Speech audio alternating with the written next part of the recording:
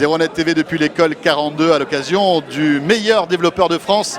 Et hier, durant ce 01 Live Hebdo avec Bruno Cormier, on vous a montré un smartphone étonnant.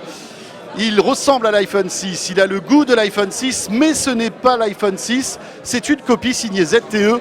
On le découvre tout de suite sur Zeronet TV.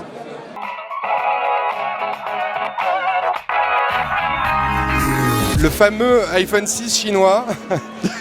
Alors l'iPhone 6 est fabriqué en Chine déjà. Oui, d'ailleurs. Voilà. Oui. Bon, là c'est un ZTE, mais donc c'est vraiment une marque chinoise, fabricant chinois. Il fait totalement illusion de face. Ouais, c'est vrai que quand on le voit comme ça, le petit bouton là en bas, c'est terrifiant. Hein. Voilà. Et surtout que son écran est vraiment d'excellente qualité pour le coup. Et vraiment, c'est peut-être le composant de meilleure qualité qu'il y a dans le téléphone. C'est l'écran, c'est un écran japonais, GDI. Et donc c'est pas du Full HD, mais les couleurs sont magnifiques. C'est de l'IPS avec des purs angles de vision très larges. C'est vraiment très beau, très clean à regarder. Donc là, très bonne impression. Donc de face, effectivement, on dirait vraiment un iPhone. Ouais, c'est un iPhone sous Android, quoi. Voilà. Alors même les icônes reprennent un peu le style iPhone. Quand on le retourne, c'est autre chose.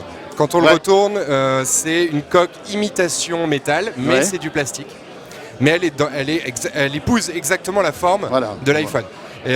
Dernière chose à signaler, c'est que ce modèle est un 5 pouces. Donc c'est un peu plus grand que l'iPhone 6 normal. C'est un peu plus petit que l'iPhone 6 Plus. Et c'est un peu plus petit que l'iPhone 6 Plus. Donc c'est l'iPhone intermédiaire en fait. D'accord. Et alors ZTE sort un téléphone comme ça sans vergogne, c'est-à-dire que ça gêne personne. Alors aucun problème. Et au niveau épaisseur, Bruno ? Alors il est un peu plus épais, il doit faire 1 mm de plus que l'iPhone 6. Du coup il est plus solide. Est-ce qu'il est plus solide? Est-ce que tu as essayé de le tordre? Même pas sûr, il est en plastique. Non, on n'a pas essayé de le tordre, surtout pas. Alors, ça sort en France? Est-ce que ça pose problème? Ça pose problème, ça pose aucun problème puisqu'il va sortir en France, en fait, officiellement. On ne sait pas trop quand encore. Nous, on l'a eu en import là pour l'instant grâce à un revendeur chinois qui revend d'ailleurs en Europe déjà, qui le propose à partir de directement, il l'envoie directement à partir d'un pays européen. Donc ça pose aucun problème pour l'instant. Alors je sais pas, peut-être qu'Apple va se réveiller, peut-être qu'ils sont flattés, je ne sais pas, on verra.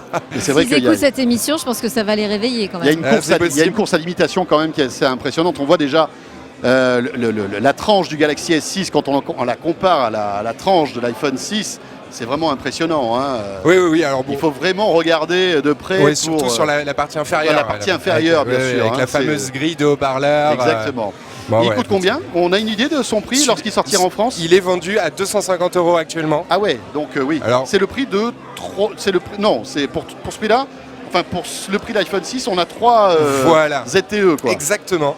En gros, qu'est-ce qui coûte le plus cher là-dedans? C'est l'écran. D'accord. Après, on l'a testé entièrement. On pourra retrouver le test sur Zeronet très prochainement. Il a une autonomie un peu moyenne. C'est un peu son défaut. Et en photo, il est largement moins bon que l'iPhone, évidemment.